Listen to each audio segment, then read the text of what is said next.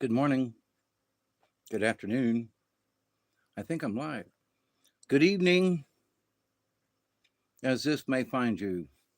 I continue to pray that each and every day, each and every one of you will continue to learn how to accept and receive the knowledge, the healing, the wisdom, and the many blessings from the universe. And with that said, I got to go let my dog in. So hang on there a sec, since I'm just beginning. Okay, Duggar, I'm a coming.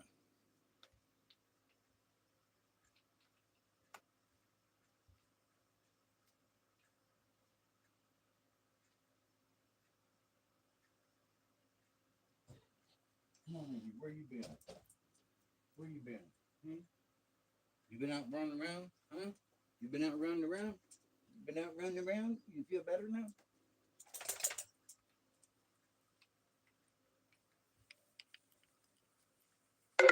Mm. Oh, goodness gracious me.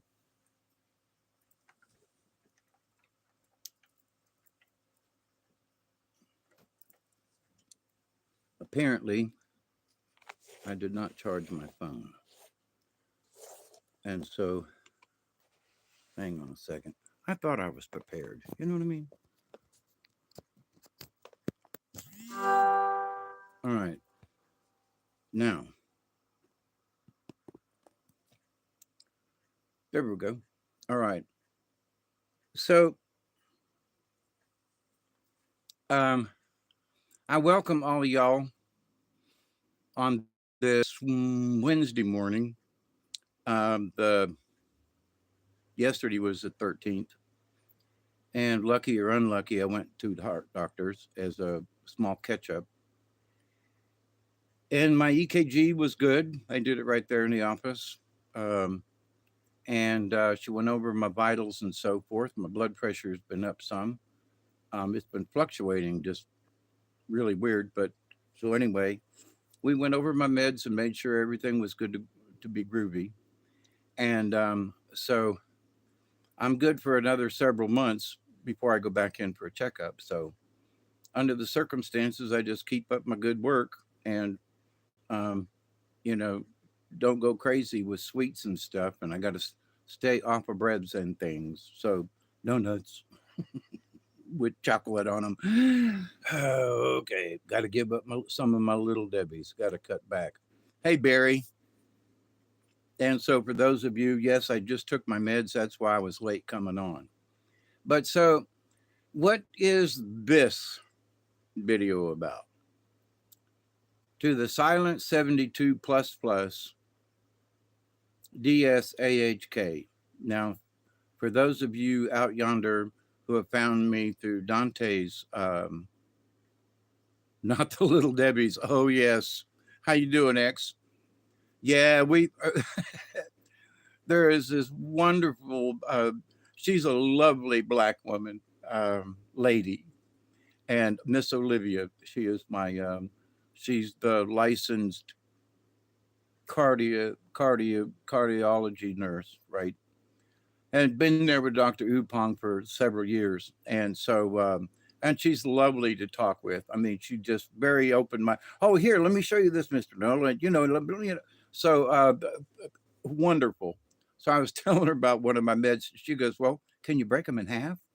And I was like, well, yeah, but I was told, she goes, don't worry about it. Just break them in half and see how it does. And I was like, my doctor said, you can't break those in half. But anyway, I'm awesome. And you're looking very good tonight. Oh, well, thank you so much. Alex, what you doing? I don't know whether handsome is. I look like a freaking old man. But anyway, the Silent 72 plus plus. So this has been my angel buddies in my head have been bouncing me around with this one to have an update. And it's like, but what do I have to update? And it's like, what you need to update is to let folks know that you and other people out there, the Silent 72 plus, are still have an agenda that hopefully they're still working on. And I'm like, well, but what agenda? What agenda are we talking about here? To the silent 72. So wait a minute. So now let me give you a little something that that kind of spurned this on today. Robert's reading about a massacre, the Indians by the white man and the cavalry, and this one gentleman who jumped into this bison pit, wallow hole, where there were wounded Native American folks after a battle, and he went in there and clubbed them, killed them. And they happened to write down that there were 27 Native Americans who were killed. Now you go, so what, Dave? Listen, in this world of things, especially with 72s and the reverse number, if Dante taught me anything, it was to pay attention. And that number, I didn't see it. He was reading it, but it jumped out at me, and I went, wait a minute. And I even said, go back. How many did he kill? 27. Now, reverse of 72, right?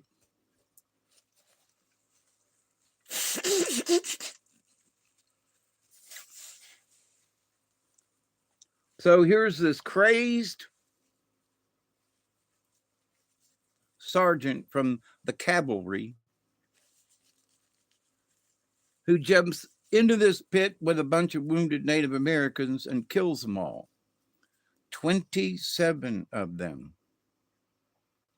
And I'm like, there could have been 30. There could have been 26. There could have been 25. There could have been 30 of them. There could have been any number but 27. Now, this story is over 100 years old. It's not a story. It's a retelling of an incident, right? A massacre.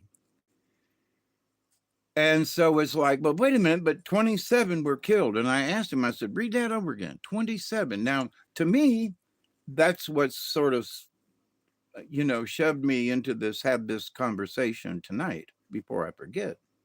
And while it's still fresh, and that the story was just a couple of hours ago. So, what does that mean in the long run? I don't know. But of all the numbers that could have been chosen for that gentleman to write in that book over 100 years ago, more like about 120, 30 years ago, 27 were killed specifically by this sergeant, who was then summarily busted down to buck private because of his atrocious act of, again, killing 27, right? So, he was demoted. Well, yeah, but they were savages. They were Indians. Now, Dante has showed us over the years that, anybody could be a 72 in of such, And so what's to say that those weren't, some folks working out there on the prairie, and but 27 were killed, murdered, bludgeoned to death, apparently hideously enough to where the commanding officer demoted him back to private from being a sergeant. So, but then the next day, while going into a battle, he was wounded, and his horse fell on him, and he couldn't get out from under it. At nighttime, the squaws, I'm sorry, not the squaws. Squaws is a bad name. That the squaw is like a horror in the Indian words. So it's not a squaw. The native women would go out at night and pilfer through the dead folks' stuff. They would pull their own wounded or dead off in the middle of the night and bury them or whatever, bring them to, to a central location, um, for burial later. But um, but so they came upon this going through the saddlebags of this horse, and the guy underneath it was still alive. So he starts slashing in the air with his sword, and she can't kill him. She's trying to injure the guy, and so finally he's swinging wildly with only one arm, and trying to protect himself with the other arm, and uh, but that her cries after he had stabbed her apparently or cut her arm, that some other of the women from the tribe came over, and between the five of them they beat him up pretty dang bad, and so they like cut out his tongue and scalped him. So but they didn't interestingly enough, they didn't mutilate him anymore they because of how valiantly he fought to the end. So there was honor in to the end from the Indians' point of view. But he, on the other hand, had jumped in a waller and killed 27. Again, 27, 72 reversed. Do I know what it means? No, except that it spurned this conversation. So there have been things down through the ages, centuries, and the years that, it could have been any other number than 27. So apparently, in that book and in that story, the number 27 was important. That's the other part of this. For whatever reason, it was important in that story, which was, retelling of a true event. So, not a story, but a retelling of events. There you go. So anyway, does that make it a story? So, but anyway, um, so the Silent 72 plus plus. Well, Hawkeye, what the hell are you talking about? So I did it a 4.5 hour video a week or so ago, and it completely disappeared. I mean, it disappeared. It disappeared. It didn't get saved. It when I got done with the live stream and hit done, the video disappeared, never to be seen again. So in it, have been trying to describe how poorly I might be doing. Actually, 13 minutes. Yeah, I'm getting to a 20. So y'all join me if you want. And it's that how many people are still working on what do I call it? On your soul's mission. Uh, your soul's contract. I hate to use that terminology, but like for me, Mother Mary came to me at an early age and said, "Look, I'm going to ask you to do this." I had I, I'd refused for years with being drunk and disorderly, but after a walk-in, straightened my butt out, and here I am. I understand, the necessity of keeping your stuff together and to be able to relate to others. Listen, I know y'all feel bad. I know y'all are going through pain. I know y'all are feeling, trashy around the edges. You got to keep the faith. You got to believe, believe, believe, and believe some more. And so I'm sort of a reminder, if anything. Do I have any extra information or anything? No. I got some suppositions, and some thoughts that have come across my brain, but do I have any direct information, or have I had contact? No, not at least not that I'm consciously aware of, okay, through dreams and things, quite possibly. But so anyway, so what does that mean?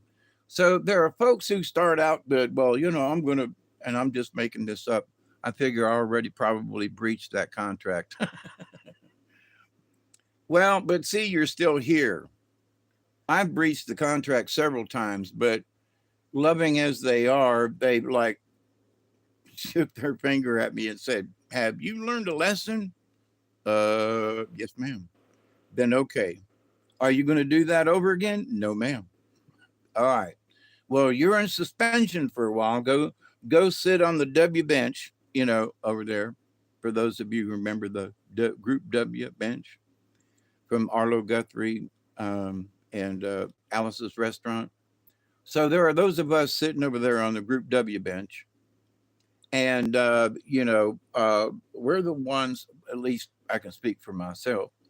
Yeah, I have been wounded, you know, physically, in different ways, broken legs and ribs and stuff, and heads and things, been banged up really bad, and I ain't even been to war, but not in this lifetime. But so, despite all of the things that have happened, again, I hate talking about me, but I can't talk about anybody else. So, but if all of the things that have happened to me, at the end of it all, through forgiveness, through laying myself prostrate on the ground and asking for forgiveness, I'm still here, you know? And in a way, I'm still, praising the Lord. I'm still saying, do you believe in your original mission? Are you still on task for what you may feel that the Creator has given you as a life's work, you know? How do I frame this? How do I put this? Are you still fulfilling your own contract? Whatever that contract is. The contract may be that you're supposed to be a good farmer. And are you a good farmer, or did you slide off the rails somewhere and where you, I'm making this up now as a point. Um, did you start out as an organic farmer, and did you cheat? Are you using chemicals now to increase your yield? Or, so are you on your original mission? Your original mission, as I make this story up, your original mission is that you're going to be an organic farmer. And then later on, you're going, I just can't, I can't do this. I'm gonna have to add some weed killer. I'm gonna have to add some Roundup. I'm gonna have to add some glyphosates to the thing. Hey, Witch Moon, you're up late or early. Um, Good to see you though, always.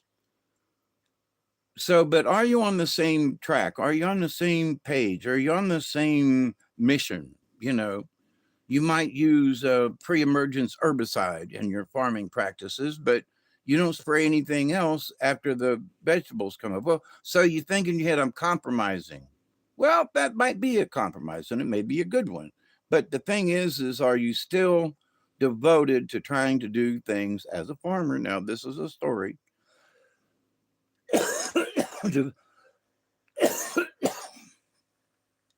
I still have this cold in my chest. Not near as bad, but and yes, I've taken all my meds by the way tonight. So, but are you still working towards that? If I could make a living, I wouldn't use pre-emergence herbicide. Everything would be totally, organic. But you got to you're cheating along the line. Well, if it's a minor cheat for some instances, or did you give up your idea of organic farming altogether because it's too hard? And somewhere along the line, you just said, I can't do it. And you didn't believe in yourself anymore. You didn't believe in what was going to, so in and of itself, it failed, or you failed, or you cheated and, went to using Roundup. So that's just one of them, an example of what you could have done to go off of your original message for you in life.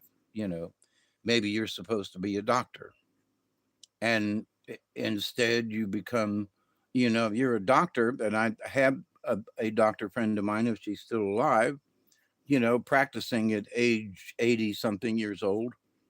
And a lot of times, if you need help, she will see you for free, or work out a deal. So then there are doctors who you must give me $150 before I even speak to you, you know. So there are the doctors. Well, this guy's a doctor. He's following what the good Lord told him to do. Yeah, but did the good Lord tell him to charge $150 per patient before he even shook hands with them or said hello? Versus this other country doctor who, wears blue jeans and such and a nondescript old beat up truck, and she sees patients for free. And if you got $20, come on in. But if you don't have the $20, come on in and I'll bill you for it. So it's like, wait a minute. So which one is following their original dream of becoming a doctor? Well, God told me to be a doctor. Here I am. I'm doing what he told me to do. And the other one is going, I hope, this is the female redheaded doctor, country girl. She's saying, I hope to God that I'm doing what God wanted me to do or wants me to do. Because in her humbleness and humility, she's always asking, I hope I'm doing the right thing, God. I hope that my life is, being a doctor and seeing patients for free, and it's not about money, and I hope that I'm doing correct. Now, it's been a few years since I've talked to her, but I knew her for 20 years, and we had some very deep conversations. To the doctor that charges $150 that I never got to see because I don't have $150, right, for that. In that, greed has gotten in the way of this other doctor's mission. All right. My mission in life is to be a doctor. Great. So I'm fulfilling my mission. $150, please. Well, wait a minute. I don't even know who you are. $150, then I'll tell you. Wait a minute. That sounds like a bunch of BS. Sounds like some people I knew back in the late 60s and early 70s that were going to teach you a secret word so that you could become a higher being of self-awareness and everything. That'll be $200, please. That's what they did. For $200, I'll teach you this secret word. So here's a chiropractor, okay, that I'm talking about, who is a doctor of sorts, right? Bones and muscles and stuff. $150, please. So they're both, quote, following their life's journey, whatever, but which one is really doing what they should be doing? The, 80-year-old redhead country girl seeing patients almost for free, and a lot of times she sees people for free, or the chiropractor that charges $150 just to look at him, just to be able to look upon his countenance. What's that got to do with 72 plus plus? Well, because I would say that the redhead doctor country girl is absolutely still working for her original cause, for her original life's journey, path, whatever. She went to school to become a doctor so that she could help people, so she could save them, cure them, whatever. And she's gone through hell. I mean, the local doctors and the drug squad, they busted her. She could barely practice for years until she got off probation. And then other doctors, patients would go and see her. And when I went to one doctor, they said, who's your primary doctor? I said, Dr. Harding. And they said, well, I'm sorry, I can't see you. And I said, why? And they said, well, because she was, convicted of, drug possession or something, or giving out, and I said, those charges were dropped. And she has her license back. And the doctor was like, well, I don't care. Listen, they brought false charges against her, pulled her license for 5 years, but found out that she was not in the wrong the whole time, and they exonerated her from the crimes. And but you can't take it back for what she lost those 5 years. The local drug squad and the local sheriff's department and some of them folks, they all got her back because she was an outspoken, to them, a bitch, because she wouldn't let them get away with stuff. And so, but if one of those men or women were injured, she would still treat them. Okay. Even though they had her busted, took her to jail, book printed her, took her license away, shamed her all over South Georgia and North Florida. But when she was exonerated, do you think they printed on any page, Dr. Susan Harding acquitted of all charges with an apology from the medical board? Did they print anything like that? If so, it was on the last page of a small newspaper, if it was there. But everybody knew that she had been busted because they set her up. Okay. And they got their revenge. But in the long run, she's still practicing medicine. In the long run, there were people who did not give up on Susan. They kept going to her when they could. They supported her when they could. And she made it through, and the truth came out. The honesty came out. She was exonerated, and she still has patients who believe in her. I wish I could get the equipment. But with all of that said, so in my humble opinion, she won the battle, even though they drug her through hell. What about the doctor that charges $150? I hope he rots in hell. Well, I hope he at least roasts in hell. Rotting is a little difficult when it's so hot. 20 time past it.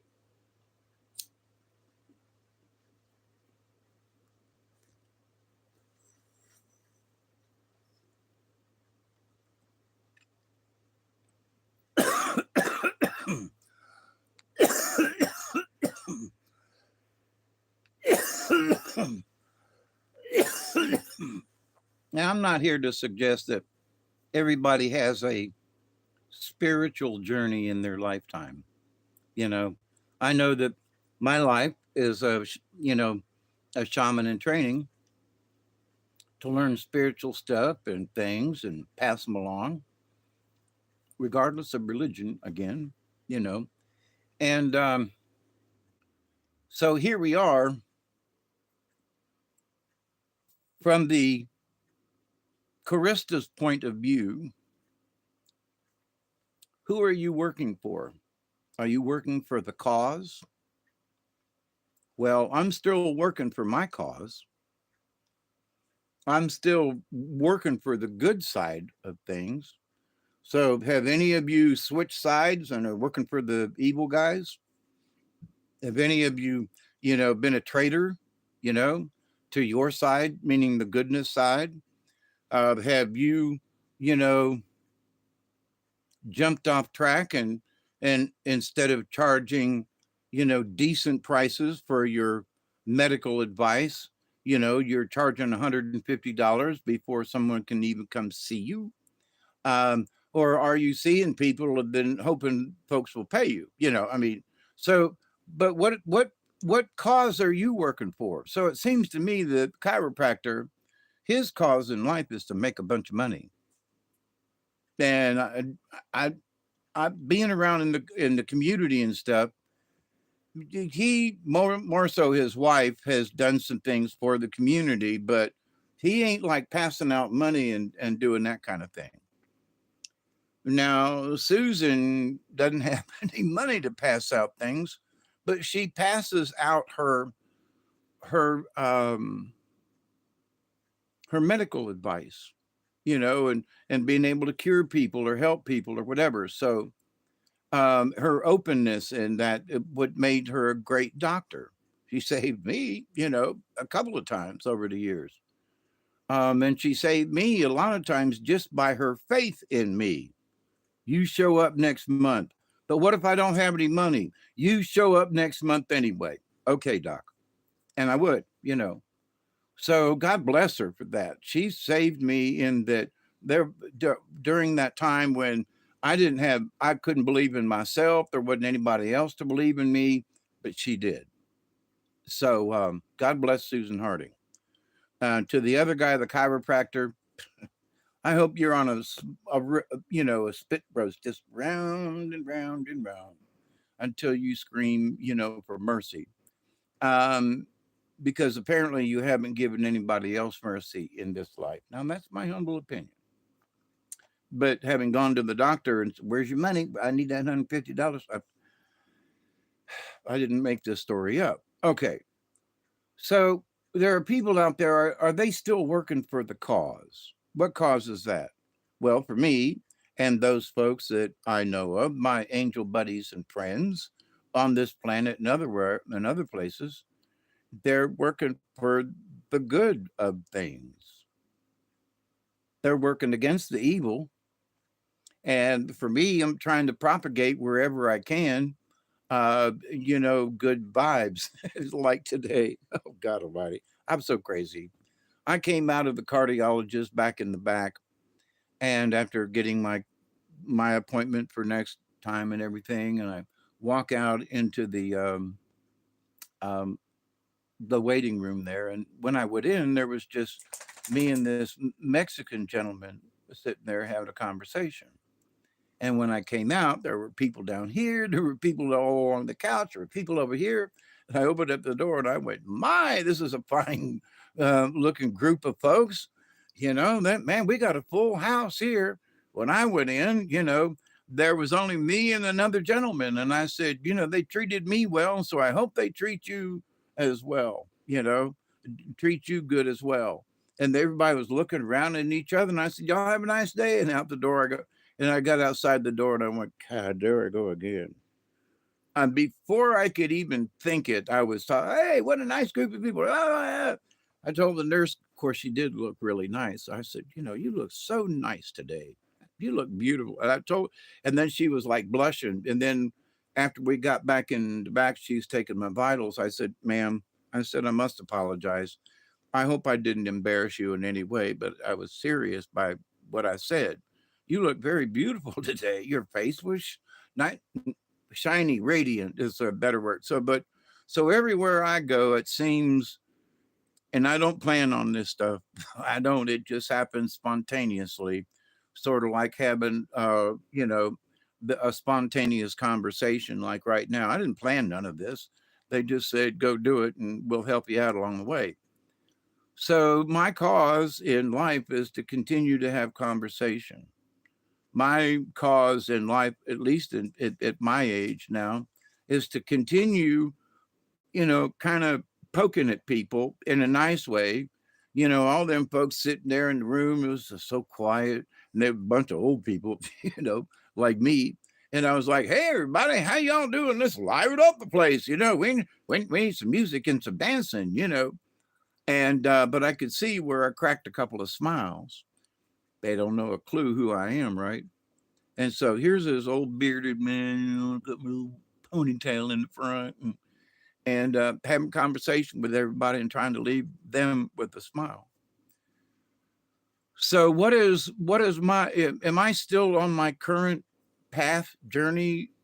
Am I still working for the cause? My cause is hopefully aligns with theirs in that, I'm trying to still bring joy. I'm still trying to bring smiles. I still haven't quite figured out all the rules yet. You know, being old and heart problems, back problems, issues, I'm still trying to work it out.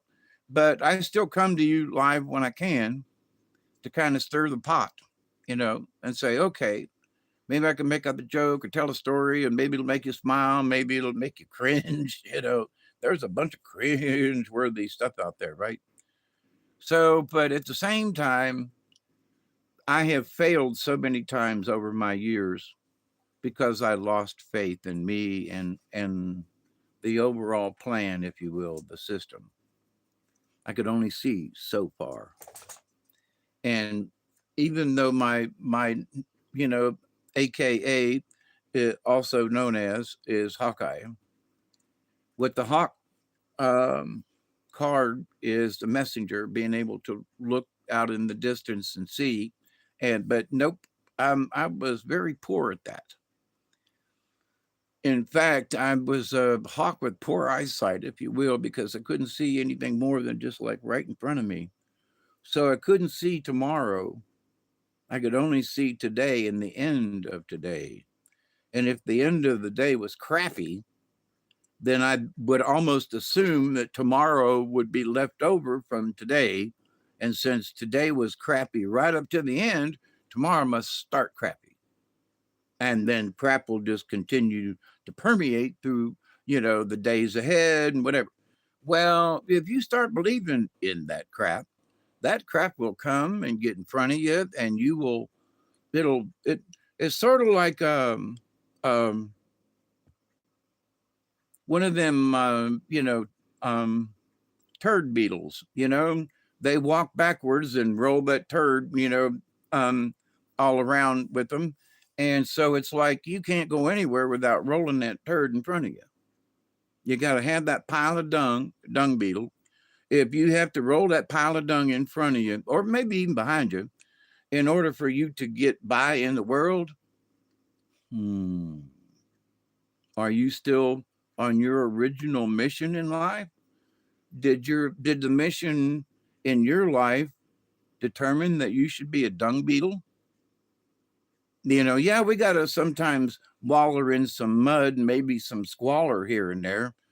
Hurricanes come and stuff happens that we don't ever plan on getting ourselves into, but then we're into it and we do the best we can to get out, or to overcome the adversities. But so what I see for a lot of people these days is, what is our major cause? What are a lot of people, in my humble opinion, still working on? In my humble opinion, a lot of people are working on how to adapt. Tornadoes, floods, hurricanes, heat waves. How do we adapt day to day? How do we overcome these daily or weekly, or maybe it's a yearly um, at adversity, or maybe an adversary? I was trying not to use adversary, but it might be an adversary. It might be a bad neighbor, or somebody's trying to run off your property or something like that, right? So, um, and there's some folks up in the Northwest, and the BLM, which is the Bureau of Land Management. I understand it's been 3 or 4 weeks ago now, but that they went up there and finally, the person in charge of the Department of Interior now went up there and said they were trying to take these folks' land, and they went up there and said, nah, whoever set you guys up there to do this in the first place, y'all cut it out. So there seems to be some righteousness, and maybe honestly some justice. Now, the justice may not be what we expect. For example, the people, and I don't know all the situation, but the people who were being, pressured by the BLM, somehow they were, grazing too much land or something, or anyway. So, but whatever it was, should have not have entailed them to be thrown off of their own property. Something else should have been able to been worked out, some kind of deal, right? So, but now, so justice has come to them. Hang on. Meaning that they're not being processed anymore. Nobody's going to, prosecute them. And those folks are not breathing down their necks all the time, and they can take it easy. Justice has sort of been served, but has it? What about the people who were in charge within the BLM, who tried to get these people evicted for whatever reason. So the people who were trying to be evicted are looking around going, thank God, we're still here and we're not going to be chased off. Thank you, Jesus. But to them, is that justice? They're so relieved that they're not being persecuted that that's like, uh, I can't say that they are, but in some instances, they're willing to let it slide. But to the point of true justice, the people who did their best to evict these people under false pretenses, okay, which is fraud, and that's against all kinds of rules and regulations, not just federally, but morally. You're going to go out and lie on somebody so you can take their stuff? I mean, that's against the commandments kind of thing, right? So here are these people who, for righteousness' sake, because the sake is they work for the BLM, the government, and so what they say is right, even though they might have made the shit up. So, but now that somebody's intervened and said, nah, you should not have done that. Now, for the total picture of justice, will those people, supervisors, whoever, will they be brought to trial? Will they go before a board? Will a true justice be served? And will they be fired? Will they be fined some money to be able to pay to the folks that they tried to defraud? I mean, that would be true justice, right? To pay back to the folks that you literally tried to kill. You run your off property that passed down through the many generations of the family, and you say, well, wait a minute, we had every right to do that. You're fired. You're going to jail for a year, and you're going to pay a fine. And oh, by the way, we're gonna take all your property and sell it. We're going to give that money to the people that you tried to defraud. Ooh, that would be true justice, right? So now what has that got to do with what's going on right now? Well, because there are a lot of things being brought out into the open. All right. And it's, to me, can only speak for myself. But to me, in this, I spoke months ago about this. I said, it seems that, the Creator has given me the opportunity to be here on the other side of whatever's happening. Well, we've had a large event with the elections and everything. And so sitting around and just chewing the cud, it's like, well, Hawkeye, we're sort of on the other side of some of this stuff. But how many other people have actually survived?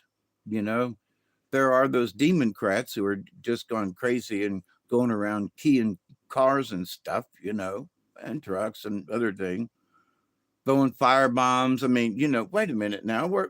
Where's the justice in that? Who's jumped off the rail here? So there are people, there's a reason for saying this.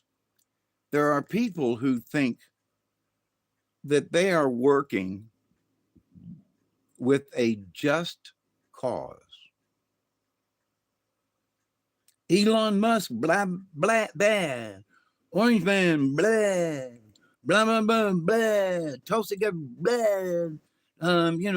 Blah. So no matter what they do, good. I haven't really seen anything bad. If anything, that they haven't lived up to what other people expect of them. But they're still working for their original cause. You haven't heard much from Dan Bongino, but I bet you, because he knew a bunch of stuff about that, the bomber, the January 6th bomber and stuff. He knew and knows some stuff because he was a Secret Service agent, that knows stuff in the Secret Service agency now about the attempted assassination on the prez. So we might not be hearing anything.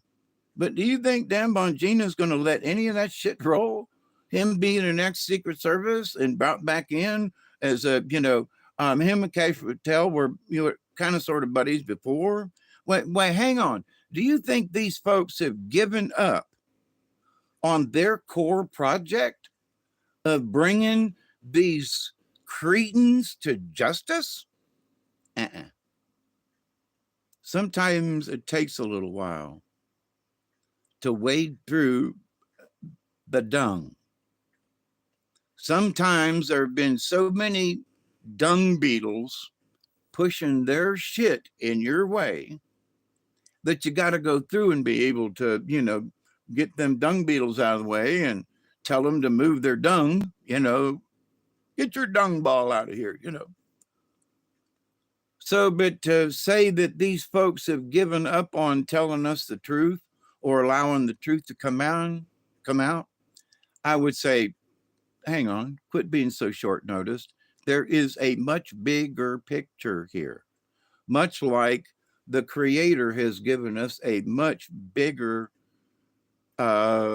scenario here. There are big changes going on right now, all over the freaking place. Now's your time, while there's some confusion, to maybe pick a spot and go, I can see that there's a need for this over here. Or I see somebody, somebody needs something, and they're willing to pay me for it.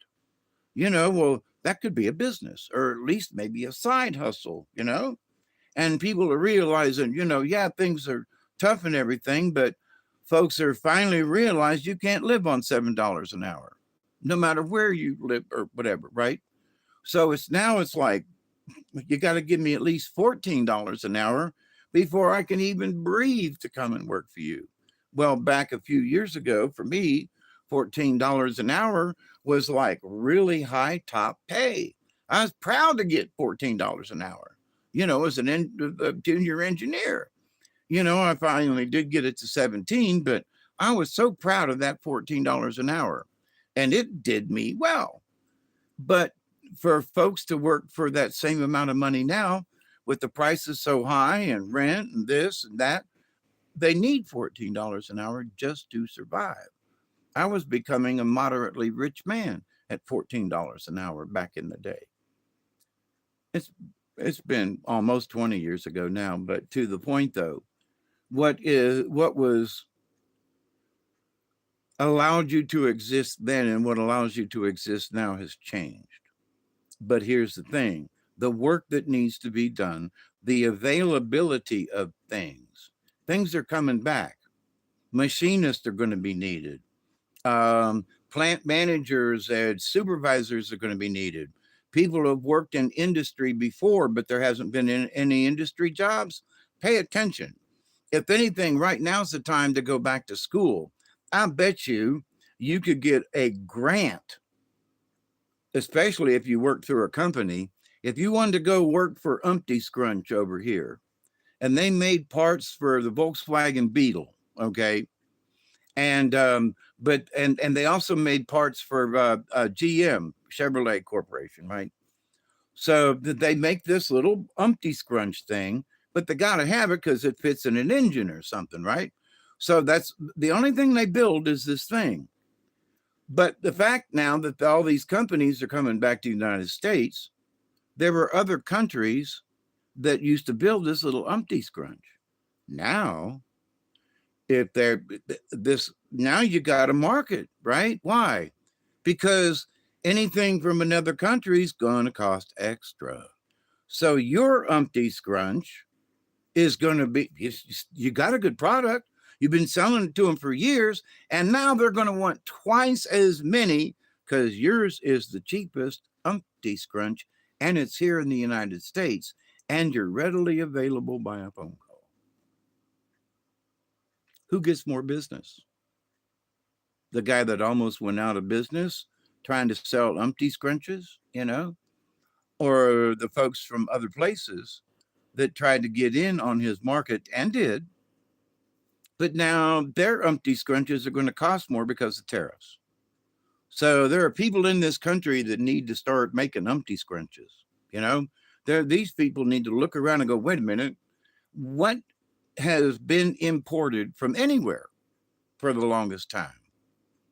And can we here in America, a couple of us get together and build furniture or something, or maybe we can design something? And because there's some really cool designs from Sweden and other places, but now all that's going to be imported. So can you make stuff that somebody else has been importing that now it's homemade, it's made in America? You put that sticker on it, people are going to buy it because it's made in America again, like they did way back when Sam Walton was doing the early Walmart stuff, made in America. You don't see that no more. Well, we start making in America again and putting that sticker on it. I'm proud to buy from America. If I get certain things and I knew they were made here in America, absolutely. But a lot of times, so many things have moved to other places. I don't have that opportunity. So, in this time of confusion, if you use your brain and pay attention to what's going on to the bigger picture, this is a huge opportunity for a bunch of us. Now, I'm too old to start a business again, but who knows? I ain't dead yet. I still have an engineering head. I still have ideas about things. So, and since I'm not dead yet, and with manufacturing, they're going to be needing engineers and old machinists like me, right? Because they don't make them anymore. There are very few people who know how to go to a lathe and how to turn threads, or how to, oh, well, no, a CNC machine will do it. What if the power's off? I mean, what if you don't have the CNC? What if, you know, so, but there's an old machine, and that in Pelham, Georgia, there is a machine shop there. And out front is an old steam engine, honestly, steam engine that used to operate the entire shop. And it was all belt driven. So here was this steam engine and with a big pulley on the front. And as it went around, that pulley would turn a pulley inside the building, and it would go up, and there were uh, axles all along in the ceiling, and belts would go up and they'd come back down. And every machine had a belt. So the steam engine's running out there, the shaft is running, and you want to run this machine, you push a lever up, it engages that machine, and you do what you need to do, pull the lever and turn the machine on. Didn't have to have electricity. You follow me? CNC machines and all that, got to have electricity. But, in the long run, if something went down, there are those of us who know how we could hook up machines using some other kind of power other than electricity, like steam or something. That's not real efficient, but that's not the point. If you don't have electricity, I can still make this work. That's the point. So, how many people out there know how to adapt to situations? I'm not saying that the lights are going to go out, but the lights have been going out. You know what I mean? So, but if we know how to do things without depending on the whole, if my lights go out here, I got a battery, I got a flashlight sitting right there, I got candles all around, so I got a battery powered radio sitting here, within a foot from me. If the electricity goes off here, I got battery charged on the phone. If the electricity isn't off all over down here, I still be able to pick up a signal over the airwaves. So, there are ways around things. There are ways to adapt, right? But there are folks who just like, oh my God, the lights went out. Now what do I do? Adapt.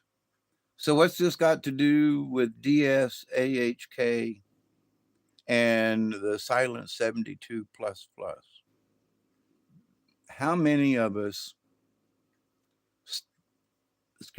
still believe in the grand plan from the Creator? How many of us still believe in our own core value? I'm a good person. I want to stay a good person. I want to learn how to be a better good person if possible. To the Creator and to the universe, if something, presents itself in the future, may I see it, evaluate it, and if it's good, May I work for it, with it, or whatever, because my personal core value is I want to continue to help people in whatever possible way. There, I don't, it's like, well, Dave, you could be a doctor. Nah, that one sailed. But I do know stuff about medical things that we can have a chat, you know. I had a chat with this Mexican gentleman today. We were talking about canes and back surgery, and he's going to go in and have his back operated on. And I told him, I said, be careful what you wish for. I said, because I had my back surgery, was wearing my brace. And I said, I used to, when before the operation, I used to hurt every once in a while with my sciatica. Now I hurt every day, all the time. That, but my sciatica doesn't bother me. So he did fix the problem, but he didn't fix the pain. So I said, be careful what you wish for. So, and as I was coming out, he was like, thank you, mister. He's coming out of the cardiologist, across the parking lot. Thank you, mister. Thank you for your advice. And I hollered back, God bless you and good luck to you. And he goes, good luck to you. And I was like, yeah, but you're the one that's really going to need it, because he hadn't had surgery yet, right? So, but anyway, so in this, see, having conversation. Now, maybe I've had this young, well, he was young to me, middle-aged Mexican man to reconsider that, everybody else says, oh, you need to have surgery. Maybe not. Just saying. You need to recheck your situation. At least he was going to Tallahassee, which is they do good work down there. But so anyway, so my core value is still there. I'm still trying to speak out to help other people in whatever I can. So whatever your core value is, are you still on it? Do you still believe in it? Do you still, have you given up that now none of this shit's going to work?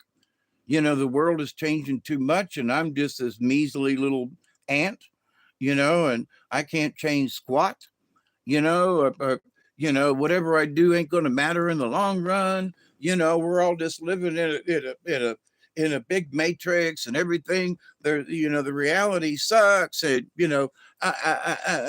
and so I'm just going to sit here and piss my pants and look out the window and watch it go by.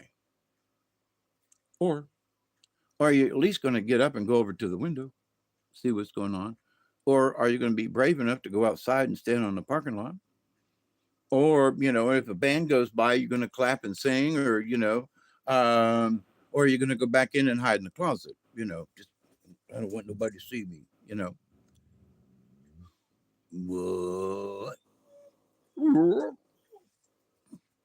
Or are you going to be like Duggar and go over to the window and look out and whine? There ain't nothing out there. He just wants to whine. But so for those of us, there are those of, maybe not you and me, but there are those of us human beings that they can't help but just complain all the time and whine.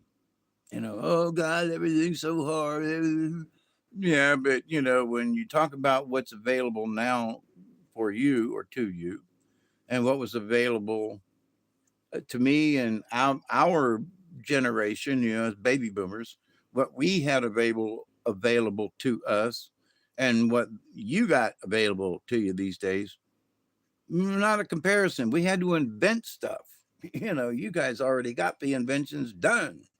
You get to reap the the benefits of a bunch of decrepit old baby boomers who invented a bunch of stuff that's being used right now.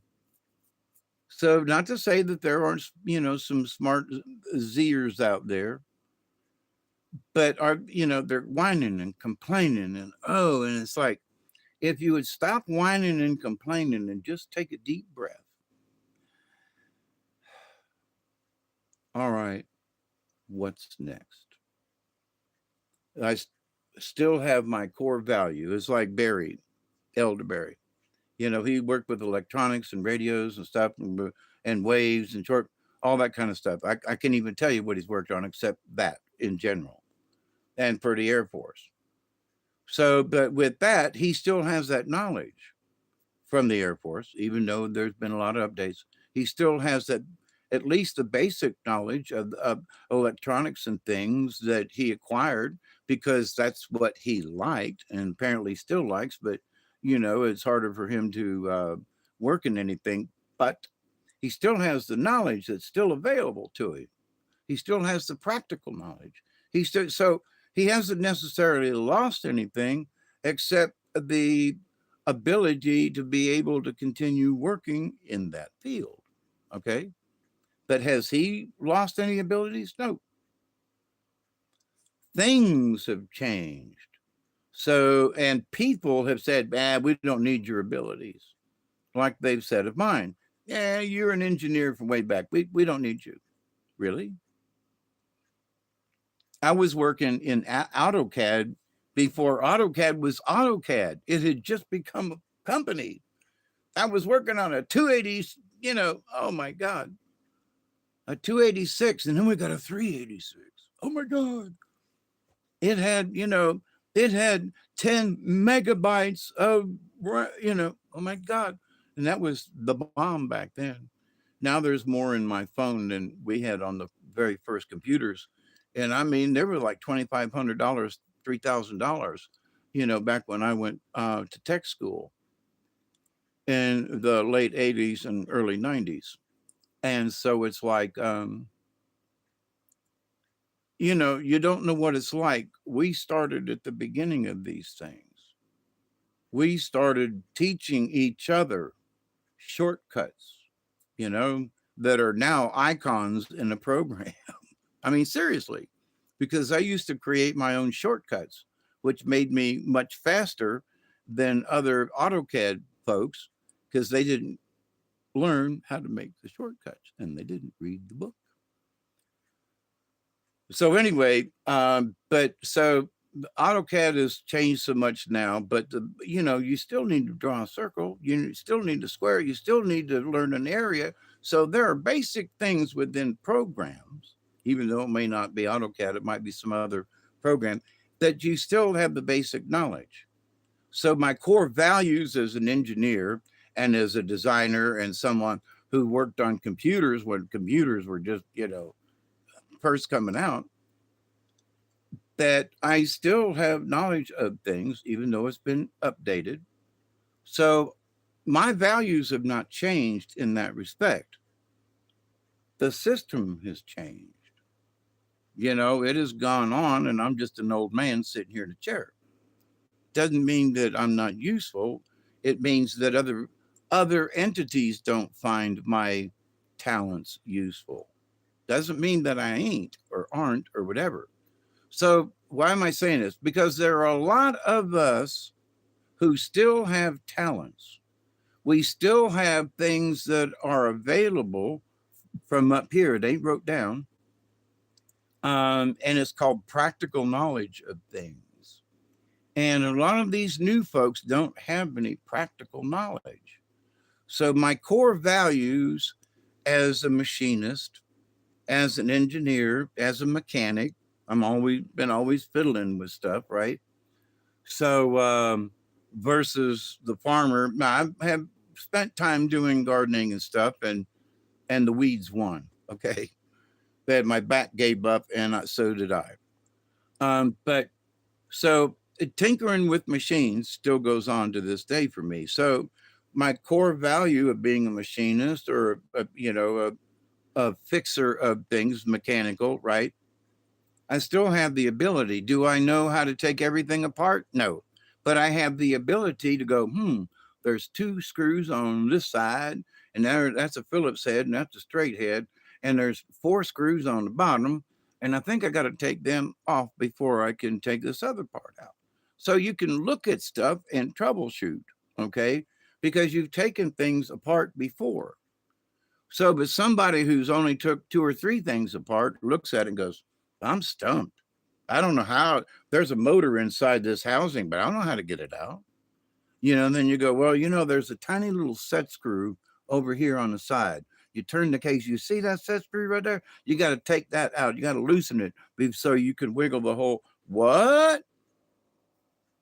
Yeah. Did you read the instructions? No. Did you read anything about that? No. So then, but you are You're a master mechanic, but you can't take this motor out of its housing. Mm-hmm. But practical knowledge of working with tools and machines over years to a person with a little bit of that core knowledge goes right to it and says, oh, I see where to start at least. So, us old timers, we still have a collective knowledge that's in the quantum field. All right. Now, I don't know what this means for us, but in the future, but for to me, the message from the Silent 72 plus plus in my head is that we can't give up. We got to have faith. Oh yeah, but all these things are changing and all this. And the reason I'm giving you this stuff about the machining, but is because there are a lot of us that still have core values. There's a carpenter over there that's built houses for 40 years, but now he's old and a little slow, but he still knows how to build houses. Where some of these new folks, they've read a blueprint once and they think they can build anything. Well, they don't know how to cut rafters, and for a hip joint roof or something like that to tie two roofs together. And they don't know how to, and so on. And this guy's like standing on the ground with a handsaw, cutting them out and handing them up. And, the new kid on the block is just in amazement. He don't even know what's going on because a machine can't do it. You got to do it by hand. Oh my God. You got to have knowledge. So all of us who believe that you still have a core value spiritually, mechanically, mentally. Maybe, you can't move anything, but you're damn good at math. Okay. So figure out something that you can help with being, working with math or something. You know, maybe you're the person that can go through a system like the Doge guys and find out discrepancies, find out where a smarter person might have put some subtext in a program or something, that once a month they get a check for $100,000, out of Social Security fund. It's like, what? Yeah, well, it's a legitimate expense. It comes out once a month and it's been going on for 10 years. What? You know, where's that money going to? It's going to East Swamp City, South Carolina. What?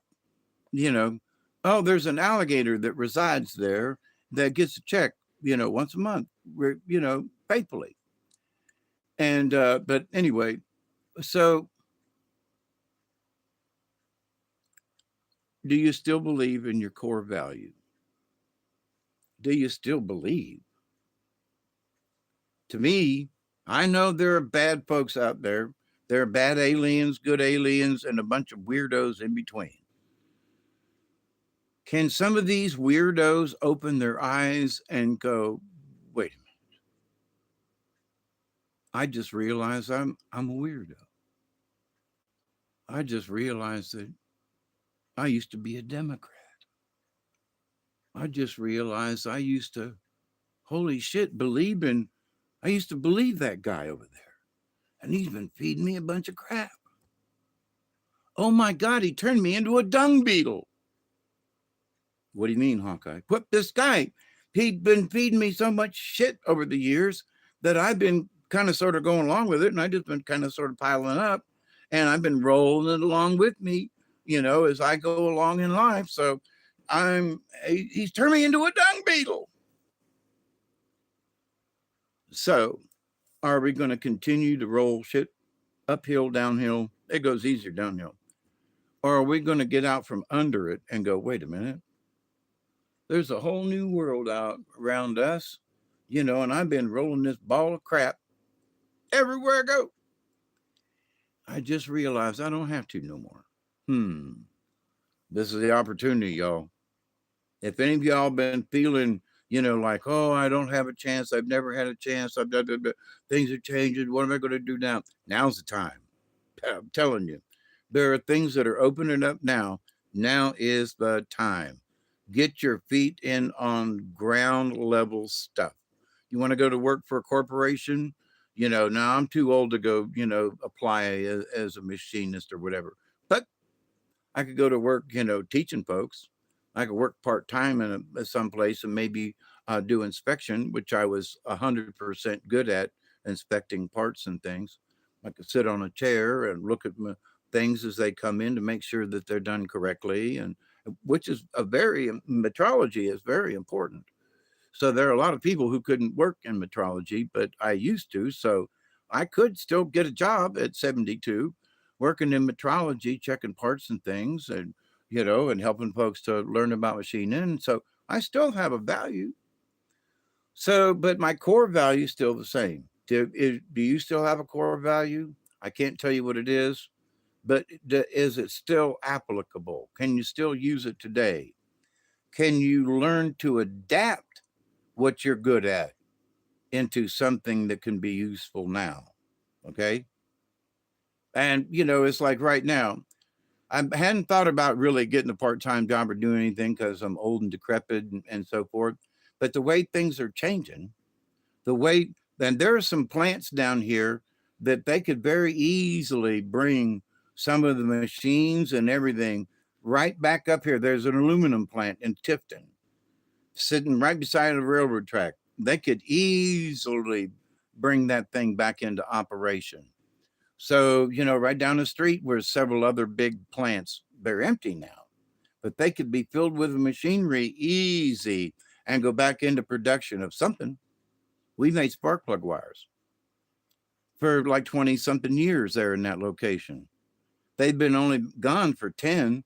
You don't think they could bring that back and plop it back down in the community and absorb some of the folks that are still alive who could go back to work for them to help set it back up?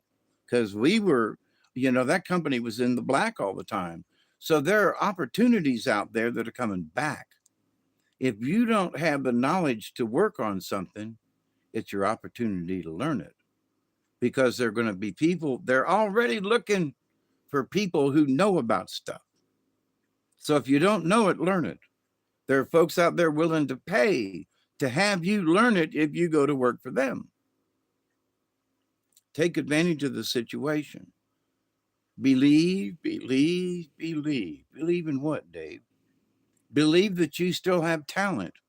Believe that you are still working for a cause. What is your cause? To make humanity better, to help other people. And some would say, well, Dave, you just want to go back to work for the man, to make that man rich. Yeah, but I've been in engine plants in, in across the river in Windsor, Canada. And now them folks in Windsor are going to lose their jobs. Why? Because it's going to go back across the river, back to Detroit. Why? Because that's where they were made to begin with. And then the companies thought, oh, we can save a bunch of money by going and getting some of that cheap Canadian labor. And now, guess what? It's coming back across the river as fast as they can truck it. And man, there's some other truckers right there, I tell you. But they're going to need people to man those plants. And some of the people who are still living in Detroit, they're too young to know what it's like to work in an engine plant. So they're going to have to be taught. But do they have mechanical knowledge, or are they good at cars or something? So, but if not, well, then, you better learn something. But they're going to be jobs. Just like down here in the South, with peanut production and this and that. There are plants who, screwed up because they tried to go overseas and they tried to cut costs. And, there was a plant that made peanut butter, Peter Pan peanut butter to be precise. And, they got closed down, absorbed by some other company from some other place who tried to cut costs everywhere. And they ended up, damn near killing a bunch of people by letting some tainted peanuts into the mix. And they had to recall a bunch and throw it all away. But, to the point, though, good American products, people who, us Americans who really want to make a good thing. We don't want to make something crappy and have it break. Hell no. Now, folks in other countries, they just want to make it fast. That's all. Do they make it good? They're making it fast. But, Honda and Nissan, at least in their cars, The engineers there, because they didn't want their cars to break down because it cost too much for warranties and stuff, they decided up front to make sure that everything that went in the cars was 100%. And they're strict on it. So, but I can't say so much for other things. So, but there are other companies who make other things other than car parts or whatever. But, they make things. I bought this little fan over here, and a little battery operated fan worked great. And all of a sudden, I went to turn it off, and it won't turn off. It won't turn on. It Perfect. There's nothing wrong, but the switch is bad.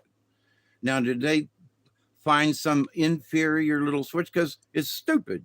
This is perfectly little fan, love it to death, and it won't work because the switch is blown already. I've only used it like 10 times. So there's one of them Chinese things. Could somebody else take the same thing and beef it up just a little bit by putting a heavier duty, switch in it? But there are a lot of companies, they'll only put in the bare minimum so they can sell it. Then I bought it. Loved it. Can't find another one, but it won't work because the switch is blowed. Made in China. Sorry about that. What if you made the same product in America? They're just molds. It's just plastic. I used to work in plastic mold making and stuff. I used to work on the line with plastic extrusion. Very easy to do, once you have the machines, then you can just rock and roll with it, and do all kinds of stuff. So we have that opportunity here in America, and people say, "Oh, what good's that going to do? What are the making little parts? Let them little Japanese and Chinese hands do it." Listen, a lot of those things are done by robots now, but they have to have people to train the robots. You have to have people to work on the robots and to maintain them, to oil them, to check them out, to clean them up, to make sure that they're operating correctly. Maintenance people, you know, people who know how to do a little bit of coding. Uh, so lots of opportunities here now coming up. So what's this thing? I don't know what I'm going to do with my life. You still want to be a healthcare worker? You still like helping people? Okay. There's all kinds of places to go to work for. There's all kinds of places who will help pay you to go to school. I talked with some of the nurses around, and I had blood drawn yesterday, and they were like, "Yeah, I went to school at this tech up here, and I got a grant that I don't have to pay back. It wasn't a student loan. They got a grant because the hospital needed more people in to be a phlebotomist person, a blood person taker thingy." And so it's like, so she said, "Well, I never thought that I would be a person to do this, phlebotomist, I think." But anyway, so she stuck me in the arm. I watched it, and I didn't even feel a prick hardly. And she took 2 vials of blood out, and before you knew it, I was like, "See you next time," And she is one of the best. And I've been stuck by a bunch of nurses, right, to give blood. And so, and every time I tell her, I said, "Honey, I don't care. You are still the best at this." And I mean it. So whatever you learn, she's got a technique. And where other folks just go in there, she's like, ding, achieves the same thing. She's got a style about her. So, but anyway, so there are folks who don't even know what they know. She didn't know that she was going to be somebody that worked in a lab drawing blood. Never had a clue. But she works in a good environment. It's clean. The people she works with, she doesn't have to deal with dead bodies and she goes home at the end of the day and she's paid $20 an hour. I'm guessing, but she's made a good living.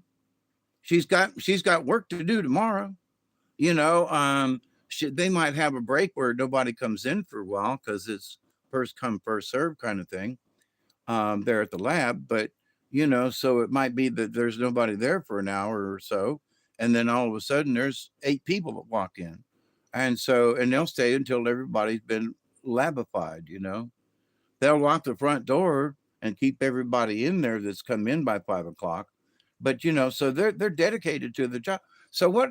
Giving blood, taking blood, but all the people that work in that office, who do the testing, who send it off, who do the planning, who do the calling of the doctors and the things, and who all there are all these other people that work in that office, and they don't draw blood, but they work in that. They all have to know about that. They all have to understand about it, and so learn about it, figure out what you want. But there's so much stuff out there. So, what's your core value? Still want to help people? There are a bunch of ways. You still want to be a mechanic? Bunch of ways coming back. You want to, be a builder. You want to learn that. Oh my God, the people that need houses now, but they need houses that don't cost $1 million. There are houses that people need to learn how to. Maybe they could work with a company as a laborer to help pay for their house, kind of thing. Or the Habitat for Humanity was not a bad idea. Jimmy Carter had his faults, but Habitat for Humanity was not one of them. We, as people on this planet, need to help each other build uh, decent accommodations. This idea of the tiny house, fine. There are a lot of places you could build tiny houses and people who want to go in them, but the government won't allow them because it doesn't fit code. It doesn't fit this. The people, well, I don't want tiny houses around my place. You know, we got to overcome these. Do you have faith that can be done? Do you believe that it can be done?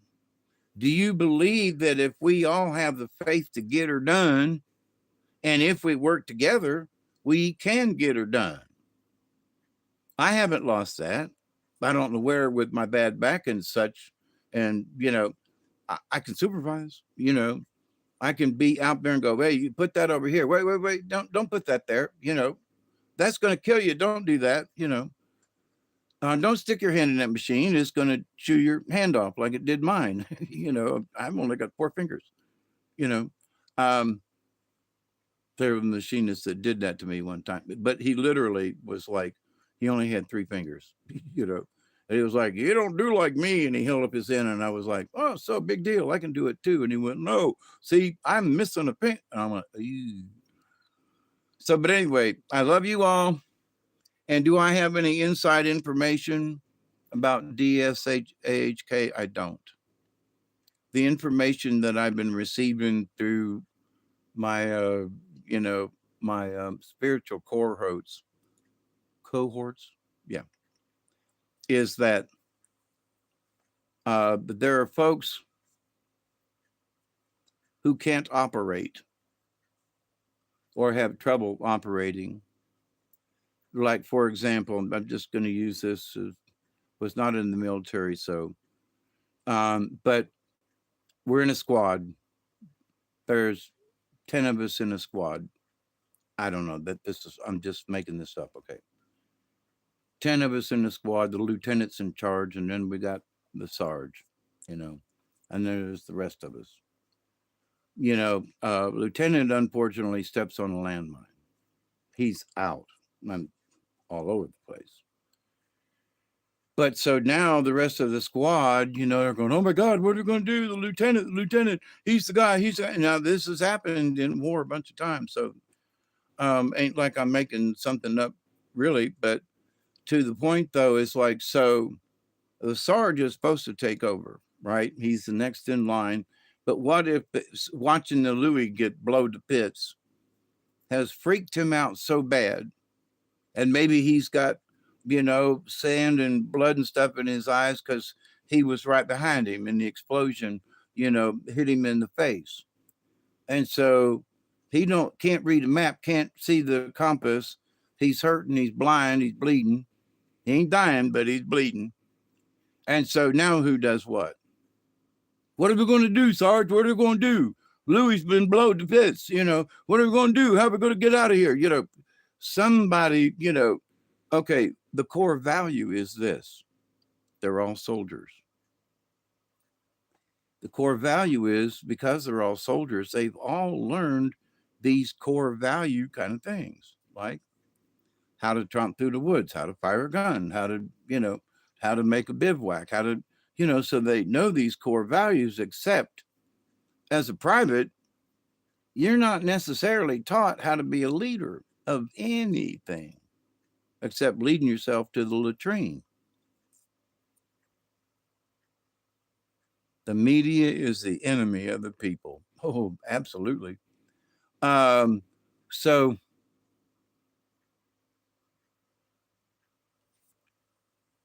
every one of those remaining should be able to just say, "We got it, Sarge. We know what to do.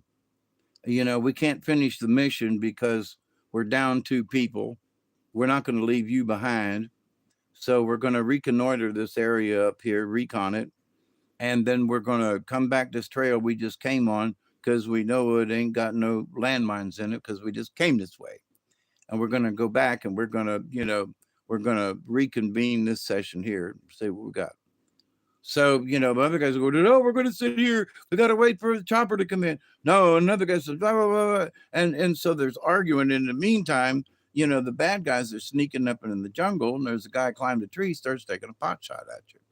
So because you didn't act quickly enough with some kind of sense, then, the enemy can pick you off one by one.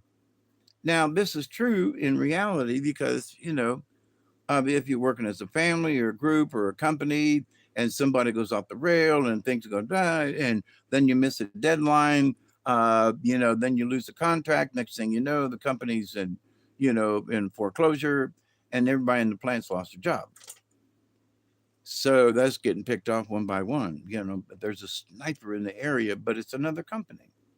And they're trying to snipe your business away from you. They're trying to snipe, your good workers. So, yeah, it's still happening in a different way. So, but get in there, get on the ground floor because the ground floor has just come up. Take advantage of the chaos. Don't let it creep you out. Is it creepy? Absolutely. Is there some weird stuff going on? Yep. So all you got to do is sidestep the creepiness. Keep an eye on it always. Keep an eye on the chaos always. And even in good times, there's chaos.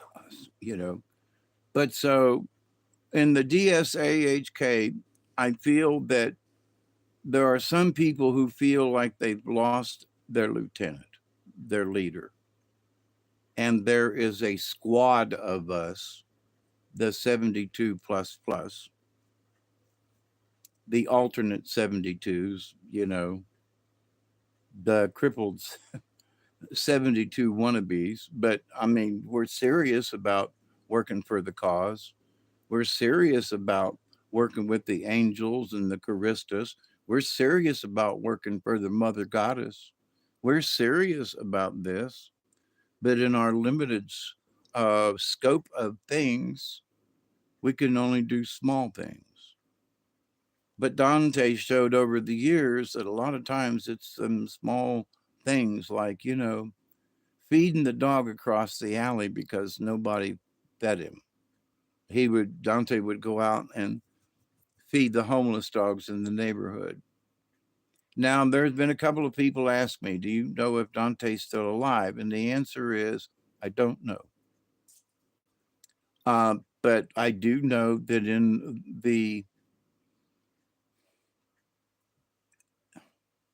it wants to come out this way, in the art of reincarnation, the art of that's, I don't, for the life of me, I can't think of any other way at the moment. But through the art of, the ability of, reincarnation, then I understand that no, he's not dead. Okay. But is he in this 3D at the moment? I don't know. I have a conjecture. I have no proof and don't hold my feet to the fire. But several times over the last many years that I've known about Dante and have written, for those of you who might not remember, and many of their all of their videos are down in private now, but many years ago, they took one of my videos and reposted it on their channel. I was very humbled and just, wow, overwhelmed on many different levels. But so from that many years ago, am I the same person that put out the video about Dante? That I told him and the rest that, he was teaching us, many of us, many things that we needed to know. And he was just going to drop out because he didn't feel like that he was doing any good. And my comment was, oh, yeah, you're doing good. You just can't see it because there's a bunch of us who we don't quite qualify to be a 72, but we'd really like to qualify. We really do want to help. We do. We really do. We really are committed to working for the good side and for the angel group and the Charistus group. Yeah, I want to work for the good side. I don't want to work for them evil bastards over there. Hell no, right? So I ain't changed my mind in none of that. So they took my video and posted it on their channel. Not all of it, but a portion of it. And I realized, oh, holy crap, there are people watching me, because of what I did. So over the years, Spirit responded and said, Dave, Hawkeye, you've got to communicate to other people who are like you. We are the silent 72 plus plus. Many of us who have listened to Dante over the years have listened about the Charistus group and have listened about the goddess. We're helping in our own little way because we still believe. What? Yeah, I can't act. I guess I am actively working for the cause right now because I'm talking about it. But we still haven't learned, given up the fact that we're rooting. If nothing else, we're cheerleaders. Come on, guys. Come on, Charistas. Come on. We're still here. We're still on your side. We still believe, and we still believe. And for me, I still have faith because I'm having this conversation with y'all. So why is this video important? It's important that if you believe, and you believe in the Charistus group and so forth, and about the Silent 72, now that's just my way of saying to Dante and to the Charistus group, there are those of us out here that you can't hear, possibly, that are very serious about working for the cause. We wouldn't be working for anybody else. Whether they know about the Charistus group or not, I know people who are dedicated to working on, helping people that honestly, and they ain't got a clue about that they're from outer space or Jupiter or none of that stuff we learned.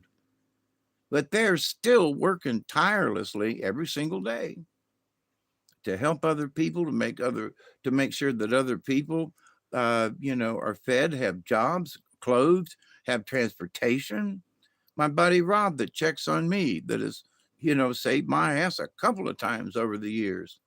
You know, he has a burden. They got another child on the way, by the way. That this will make 5. God bless him. But he has several people that work with him, and these folks ain't got nothing. They don't have a car. They don't know what to do. 18, 19 years old without any kind of, know what to do. They're not stupid. They just never had a good opportunity. Never had, then COVID hit and everything crazy went down and people, so, but he goes around and picks these people up, and it takes him an hour and a half every day out of his time to go pick them up, and then drives them a half an hour to the job site so they can all be on at work on time. And then after work, he takes them all home on his own time. Doesn't get home till 8:30, 9 o'clock at night. And he'll be there. He'll get up at 5 in the morning and do it all over again. Now he's working for himself. Yes, he's making money for himself, but he's got his work crew that he goes around and picks up because they don't have transportation. Now you say, well, what about Rob? Well, I've talked to him about this, and he's like, yeah, well, I'm working for Jesus. I'm working for God. Of course I am. Well, what about working for the Charistus group? Well, I don't know about that. And you say that they got an outpost on Jupiter. Yeah, well, and there are these other sets of evil, alien groups, and they've been at war with them for thousands of years. That we've gotten caught up in it again now, and he's like, I don't know about that. But is he working every day to keep his crew together, to make sure that they have work? He could skip over them and go straight to work himself and whatever, but no. So he has made the choice to help these people. And we've sat down and talked, and he goes, man, he says, I don't know what I'm going to do. We ran out of work, and these guys didn't have work for a week, and I feel bad. And I'm like, dude, why are you feeling bad? And he says, well, I should have been able to come up with work for them. And he goes, well, I had some work to do on the side, but I didn't have enough to hire them. I feel bad about that. And I'm like, dude, sometimes if you're giving these other folks opportunity to learn how to be in construction or whatever. So, but the thing is that at some point, just like the guy I used to work for in Tampa, he put up steel buildings and stuff like that. And I worked for him for several years. Used to work the high side, work the top. And it was one day, he didn't have any work for about 2 weeks. Well, he had plenty of money because we just finished a big job up around Ocala, Florida, and he got his big check in. Now he paid all of us, and we made our money. But then when it came time for him to go back to work right away, we're like, when are you going to get another job? And he goes, well, I got one coming up. Which he did. He had to put out bids and contracts for. He had to go look at some of the job sites and things, talk to the owners. But during that time, we were broke. I needed to pay rent. I was fixing to go back to living in a cardboard box again. Had to go living in the back end of an old Rambler station wagon. But he had money. He had the knowledge. He got his big check in. But what it taught me was I can't depend on this guy all the time to provide me with work. If he doesn't have work, I need to be able to have something to fall back on. I need to learn another trade. But my point is that so we can go to work for Umpty Scrunch, and if it looks like Umpty Scrunch is doing gangbusters, good. I would still say learn something on the side, in case Umpty Scrunch goes someplace or the building burns down. God forbid, right? So, but in this, we have to use our God given talents. We got to be able to have faith, period, man. We got to believe that whatever comes our way, we have the talent, we have the residual knowledge from eons ago because we can access the quantum at any point in time we want if we learn how. So we continue to learn how to access the quantum. We continue to learn how to adapt to new situations, this new timeline, these new jobs and things that are coming or whatever. We're going to have to adapt. We've got to adjust. Folks that don't want to adjust or who don't want to adapt are going to, I say this, they're going to get beat up by themselves. They're going to be hitting themselves for being stupid because they didn't believe or have enough faith. So, ladies and gentlemen, hobos and tramps, cross-eyed mosquitoes, and bow-legged ants, I thank you for hanging out with me. If anybody's been in the chat, I haven't seen anybody. So, uh, I do believe, oh, my caveat about Dante. Yeah, somebody out there's going, you didn't finish up your thought. Right. So Dante was out of the picture several times in the past. There are reports of his being dead. There are reports of him being killed in an auto accident. There were reports of there was a shootout and something, something. Now, I saw the video of the bomb going off. And in my humble opinion, I was scared shitless when it went off, where it was, how it did, and that was the end of the video. So, and the video is not up that I'm aware of. And so if you haven't seen it, it's like, so all you can do if you haven't seen the video is make the assumption, well, they say he's dead. They put out a thing that, yeah, but they've done that in the past too. And this is my thought. I have no other information other than what I have observed. In the past, they had to fake his death for whatever various reasons. And I can understand that. We're trying to get rid of that son of a bitch. And then all of a sudden they go, ha, ha, ha, ha, ha. We got him with a rocket. So, and then who's going to, say no? Well, we've seen the rocket go off. We've seen the thing. And it really sounded real. It was real. So, but,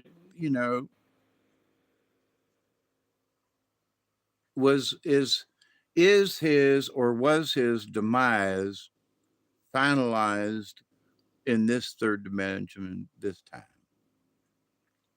And my head goes, remember those other times when he wasn't around? Yeah. Remember the story I just talked about, the lieutenant getting blown up and the sarge can't see and the rest of the group is panicked? That's what I'm talking about.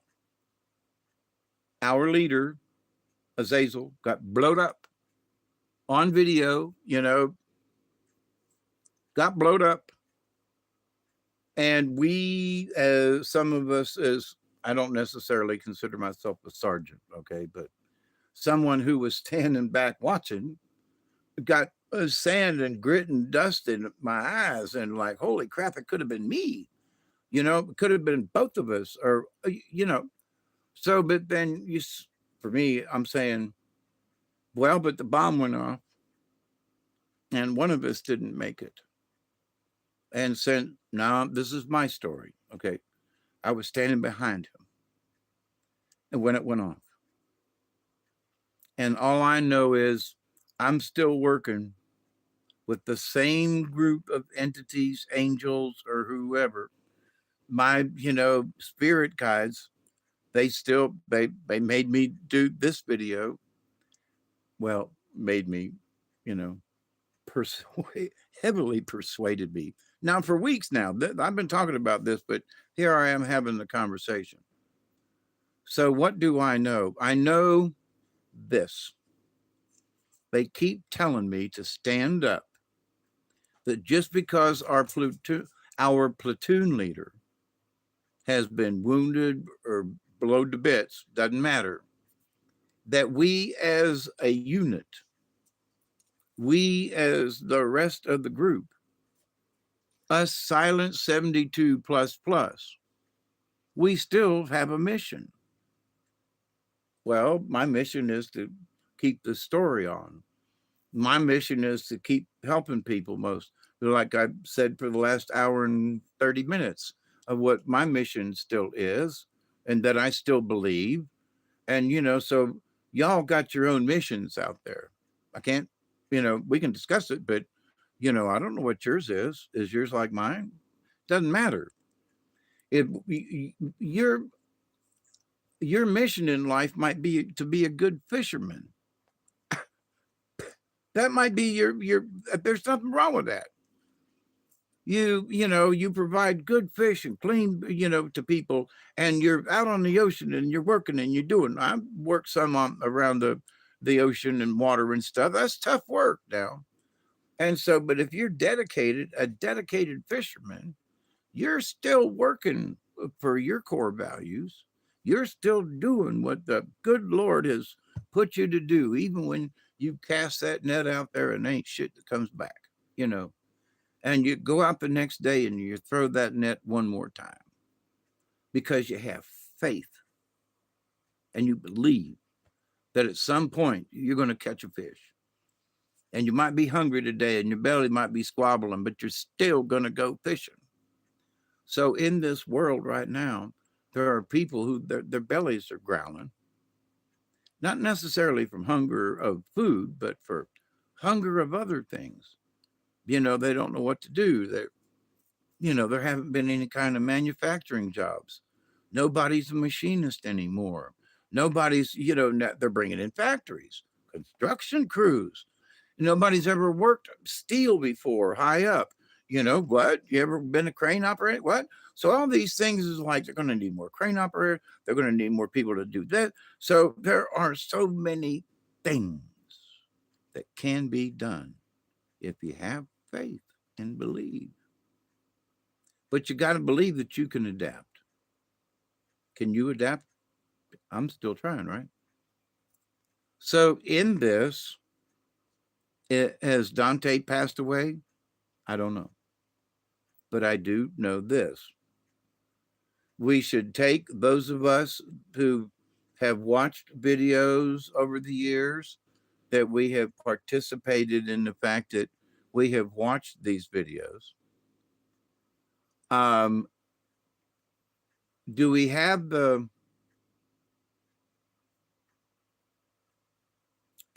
enough faith that we have learned a sufficient amount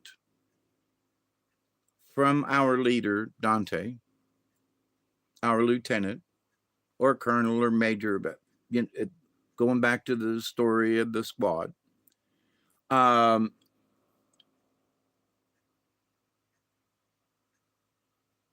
and whether or not those of us silent 72 plus, we have conversation, we speak among ourselves, and we say, well, so what do you think? Say, well, he's gone. He was a great leader, but we got to keep doing our jobs. I can't give up what I'm doing.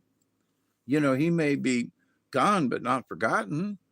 I was afraid to do this video because, it's like, well, who are you to talk about Dante? Well, I can talk about Dante because they put my video on their channel way back when. I can talk about Dante from my point of view. I've never met the man personally. I would hope that I could at some point in life, but I do believe I met him in a previous life, and he sort of acknowledged that. And over the years, there have been things that I have talked about on this channel to y'all that, the following day he will bring up in the conversation. The topic that I spoke about on Friday, he'll talk about it on Saturday, sitting in front having a beer, and I'm like, oh, dude. And that's happened so many times I quit counting. So does it mean that Dante's watching? I've been told so. Somebody from the Charistus group has subscribed to my channel here. I greatly appreciate it. I love all of you who have, taken time to subscribe to the channel.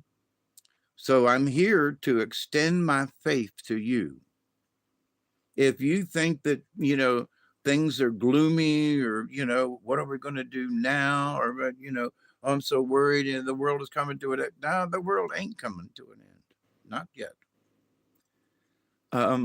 Whether you believe Trump's the right guy or not, people have hope again. Is it him per se, the individual? Partially.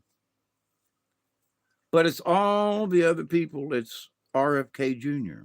who's being forceful. It's Tulsi Gabbard. It's all these other people that have, the Don has brought out their talents because he believes in their talents. Now you say, well, Dave, President Trump and all this, everything's Trump. Yeah, but all of the people who have volunteered, like RFK, who are doing these great things, finally they're going to take, fluorides out of the drinking water. It was a lie from the beginning. There's scientists friends that I know in chemistry. Oh no, we have to have fluorides in our water. And then I read them things from back in the 40s and 50s and what Hitler and them did in the concentration camps to keep the populations quiet. They used fluorides. And you, what about those? Oh, that's just a bunch of bullshit. But it was written in 1951, before I was born, and they've been putting fluoride in the water ever since. So wait a minute.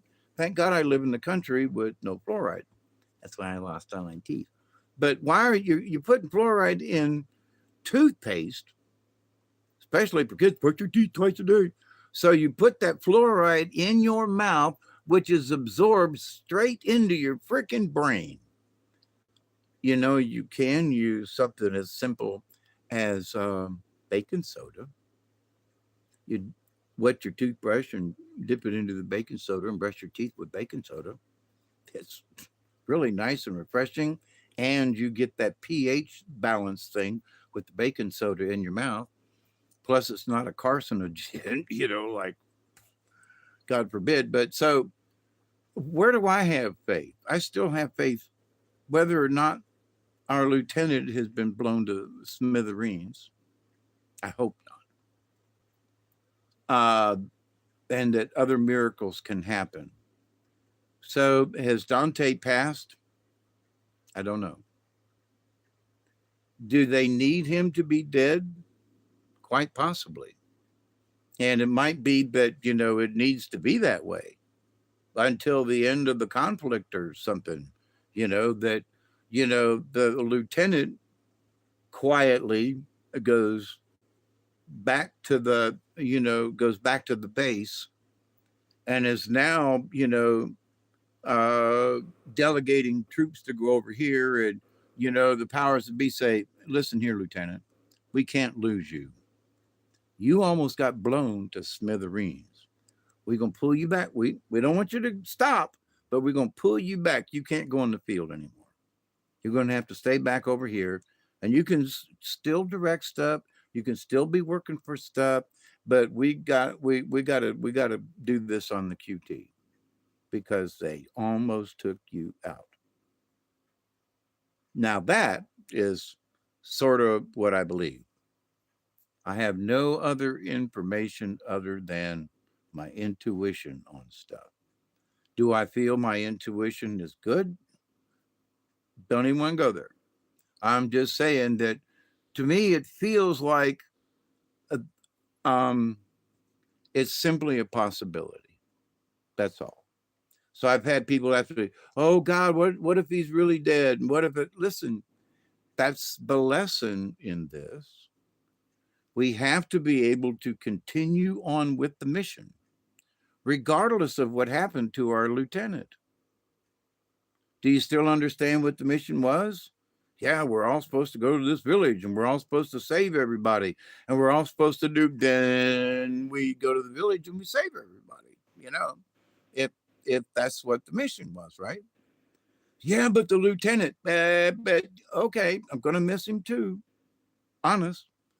Not trying to push this aside, but our mission, with or without him, is to go to this village and save these people.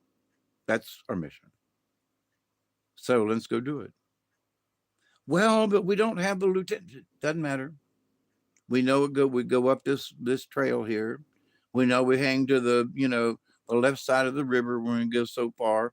And up there is sitting on the side of this mountain. This is a little village. We're going to go up there and save them. That's it. We don't need a map. There's mountains on either side. There's only one river. We go this way. Come on, guys. So other people will make up excuses as to why they can't continue, right? We don't have our lieutenant. We don't have our leader. We don't have Dante. Azazel, they got him. Maybe not. Even if he's gone from this third plane reality.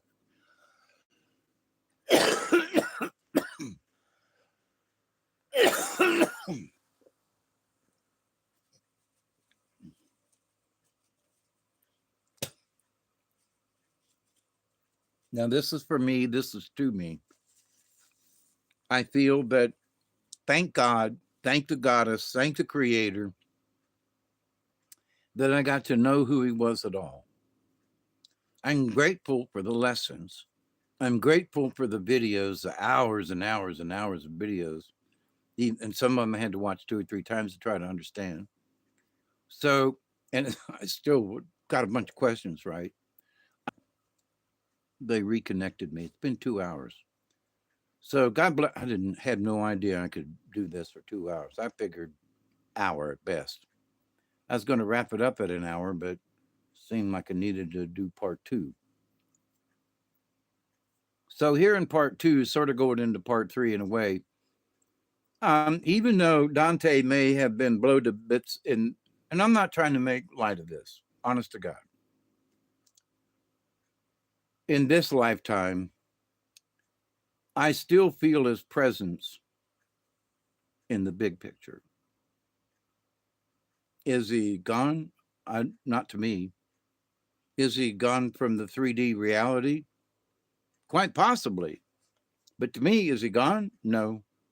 Because of reincarnation, because of how I believe in the quantum spirit and how I believe these other things, which he helped me to learn by not necessarily his teachings, but by his teachings, by his telling stories of how things and this things and the pictures and, the stories. So, and the truth, right? So, how do I feel about this? I feel that I've been touched greatly by this person. Was he truly Azazel? I believe it. Was he truly, one of the brothers? I believe it. Was he this, that? Well, I believe it. And no offense, but I don't care if you don't believe it. That's not going to affect my belief. Well, Dave, I just don't know. This Azazel thing. I've had somebody tell me this. Okay, I don't, Dave. I don't know about this Azazel thing. You say the Charistas they got spaceships and they have an outpost on Jupiter. Seriously, I was okay with the angel part, but spaceships, Jupiter. Come on now. That's really pushing it, Dave. I could believe up stuff up to that point, but I could believe that there's this person who's been reincarnated, who was an angel, and I could believe that. But a spaceship, Jupiter, nah, you lost me. So it's like, okay, but when in discussing, I say, well, I don't know the exact plans, but I know what I feel like their cause is. The cause is to work for the good. The cause is to help people. The cause is to be blessings. The cause is, So, I know that you have these core values. You believe in the nature of things. You believe in helping people. You believe in these things. But, so you have these core values that, from what I understand, are basic core values for the cause, for the Charistus group. We both believe these things with our hearts and our souls, but you don't believe in Dante and the spaceship thingy. Okay. Well, this is my point. Now, does that make this person's core values invalid because they don't believe in Dante? They've not watched the videos, so all they've heard is secondhand or third hand kind of stuff. He was an angel. Well, we can all be angel beings, so but spaceships and Jupiter, no, hell no, ain't going there. But do they continue to feed people, help people, do all these other? Absolutely. It's who they are. They go to church. They do, they do all these things. That to me is love, all the way down the line. Can I vouch for what the Charistas stand for? Well, in listening and understanding what I know, I believe that their core values are like mine, that they're here to help people and feed people and, and defeat the evil that tries to, endanger and, threaten us all. Uh, and sometimes we got to fight for it. We can't be placid and, all the time. If we're getting beat up, sometimes you got to put your arms up and say no, and you got to fight back. Um, pacifist, passive, pacificity, if I said that right. But so anyway, what do I have about DS-AHK? I know that I love him. I love the fact that while they were doing videos and they were available, I learned much about me, my own faith, the extension of things in the universe, my belief of things that I just kind of knew in my heart that other people didn't believe. And then I listened to Dante and went, oh my God, he's talking about the same stuff I am. Oh my God, holy crap. So it's like it validated and validates who Dave is, who Hawkeye is, in that the message that Mother Mary gave to me at 12 or 13, I think it was 12, maybe 11, but I know I keep goofing it around, but it was back then. Just know that I'm going to call on you later on. And just know when I call on you later on, there are going to be people who say you're crazy. There are going to be people who call you a heretic. There are going to be people who put you down. They're going to be, so all these things have happened. So here I am on the other side of it, all the way down. And after the last year, when actually it's been longer than that I've been talking about it, that whatever's going on, I'm here to be here on the other side of whatever the other side is, to help other people to understand. That's what I'm here for, right? So, are we on the other side of this thing yet? Well, this thing is transpiring right now, whether you want to believe it or not. It's happening, That energy that I talked about, that spark from space, it's already happening. It's already going around, and there are some people that are just going bat crap crazy. I mean, literally going nuts. So you just look at them and go, I know they got a brain in there somewhere, but something has gone haywire. I mean, I'm sorry, you can have pink hair and bones in your nose if you want, but it's what's inside your head that actually makes you who you are. And these people don't care if you got green, purple hair, don't care. But what comes out of your mouth matters a bunch. So for these people, nah, I can't handle you. And they'll go, that's because I'm a transvestite and my hair is green and purple. And that's the reason you don't like me. No, I don't like you because of your mouth. I don't like you because of what comes out of your mouth. I know a purple haired lady that lives down the block. She's perfectly sweet and nice. She even bakes cookies and hands them out to the kids on Saturdays. You, on the other hand, are, but the lady with purple hair down the block, so her hair's purple, but it's her attitude. It's what her core values are. The other one down here with the bone in her nose is going, yeah, but you've got to like me because I got a bone in my nose. You have to like me because you must like me because I got a bone in my nose. And the purple haired lady down the road is going, hi. Well, nice hair. Well, thank you. I got a perm. I'm glad you like it. The other one is trying to force you to like her green purple hair and a bone in her nose. Now, but the bone in her nose, she swears, because she's a Democrat, she swears that what she believes in and women's rights, and that guy over there in a dress, his rights too, to be a woman. And that, she's going to stand up for the rights of women, and that guy over there in a dress, because he wants to be a woman. He thinks he's a woman. So therefore he is a woman, even though he's got a ding dong. Whack it off is what I say. Whack that puppy off, and then maybe we'll talk. But in the meantime, nope, you're just a prevert.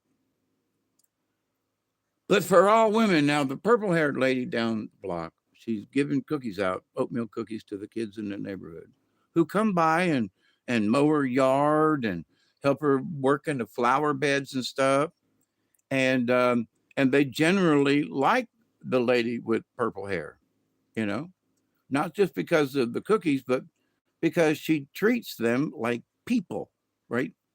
The other one, bone in her nose, she's always hollering it. You must accept me the way I am, and I can walk on your lawn if I want to. Just being a complete and total, dickweed. So, but who's right in the world? Which one is the correct one? Which one has the goals and the core values that the rest of us, speaking for the silent 72 plus, those of us I have talked with personally, our core value has not changed. We still want to do this good thing. Some of us still, we're in the adaptation side of things, because things are changing. You got to learn how to roll with the punches, right? So now's the time to, look at things a little differently now. And, sometimes this is one of them times also. It's not that we shouldn't participate, but what we should do is keep an eye on what's going on, observe it, and go, everybody's telling me that that's bad. Like RFK Jr. He wants to take fluoride out of drinking water. That's bad. We got to have that fluoride. No, you don't. All we need is water, not fluoride. We should not add chemicals to the water. We need water as water, period. And so, oh no, he's in the wrong. He's this fruitcake. He wants 11 different chemicals that are byproducts of making oil. He wants to take them out of cereals and foods because they are known carcinogens, which means bad stuff gives cancer. And people are going, my Fruit Loops ain't going to taste the same. My Fruit Loops, the red won't be quite as red. The oranges won't be orange anymore. I want my chemicals back in my Fruit Loops because they don't look like real Fruit Loops. Would you shut up? Honestly, I had some Fruit Loops that I bought from the Dollar General. It's the generic kind of Fruit Loops. I talked about this probably 2 years ago. I bought some because I was like, man, I could just munch on these Fruit Loops right out of the bag, right? Some little munchy stuff. Ain't got no teeth, but I can gum them. And so I bought this bag, big giant bag, right? $4 worth of generic Fruit Loops, nice and bright colors. I opened it up and tried to eat some, and I was like, some just don't taste right. Let's add some milk and dash of sugar. This don't taste right. So I take some out because the cats will eat anything, right? And they're, I'll mix it in with their other food, wouldn't eat it. So I put some, in a bowl by itself, didn't eat it. I put some of the Fruit Loops literally as an experiment on top of an ant bed, fire ant bed. Them some bitches will come in the house and find stuff to eat on the floor. They would not touch those Fruit Loops. I ended up throwing almost that entire bag of fake Fruit Loops away. Nothing would eat it. Nothing. The birds wouldn't eat it out of the bowl out there. The possum wouldn't eat it. Come up at night, there's a bowl of cat food. There's a bowl of Fruit Loops. never touched the Fruit Loops. Ants wouldn't touch the Fruit Loops. And now people are bitching at RFK Jr. because they're taking those bad chemicals out of Fruit Loops. I talked about this years ago. Don't give your kids these things. Please don't feed your kids this. And now all of a sudden, Trump, bad man. RFK Jr. has been a bad man for a long time. Here's my point. His core value has not changed because he's 1 year younger than me. So he was born in 53. Well, I was born in 52.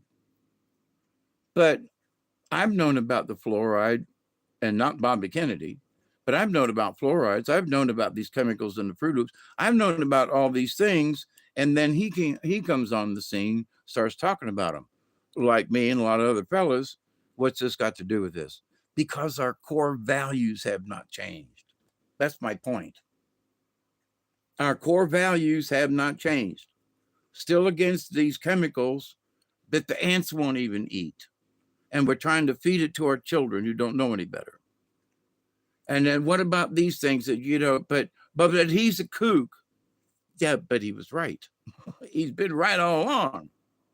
And there are many of us who have known about the fluoride, who've known about the chemicals in the fruit, who've known about glyphosates, for crying out loud.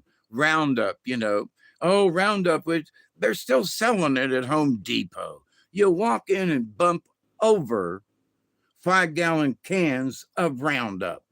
Glyphosate's known to cause us cancer. Here, buy a 5-gallon jug of this and take it home and use it on your lawn and garden. So they blame the glyphosates and then sell it in 5-gallon containers. Why don't you just drink it, So, but anyway, core values is where I'm trying to stick with. Dante and the Charistas group has taught me. I didn't know who I was working for before because I gave up on religion. But Dante agrees that the only ones that almost got it right was the Orthodox Church. And I had talked about that the night before at a live stream. So, but here we are, spiritually speaking.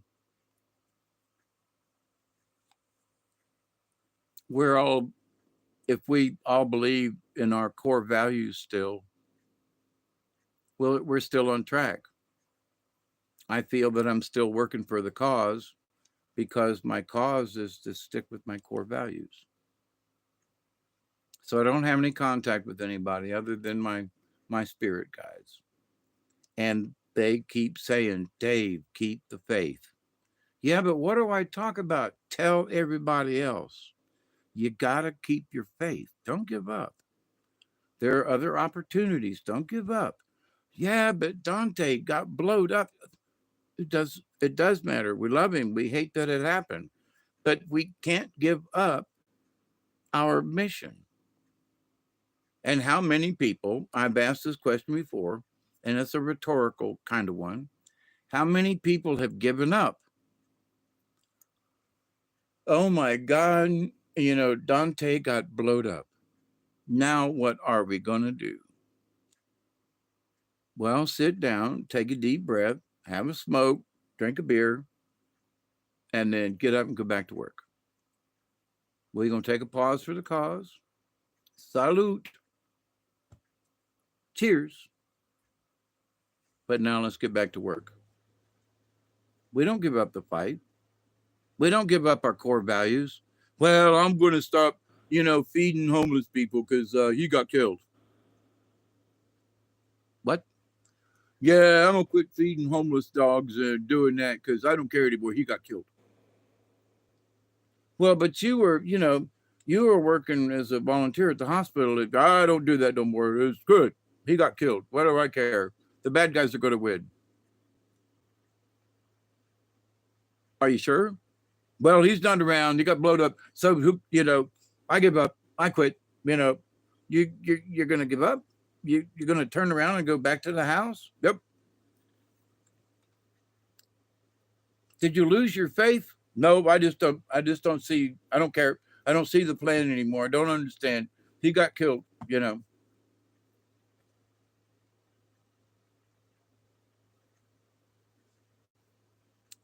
Ladies and gentlemen of the Peanut Gallery, I would submit this. Picket of the Twilight Zone, but I would submit this for your perusal. In that, could have been extremely hurt, and that during his recovery, things have just been left alone. He's dead, gone, passed away. Everybody's now, what are we going to do? And the generals and the admirals are going, let's see what happens.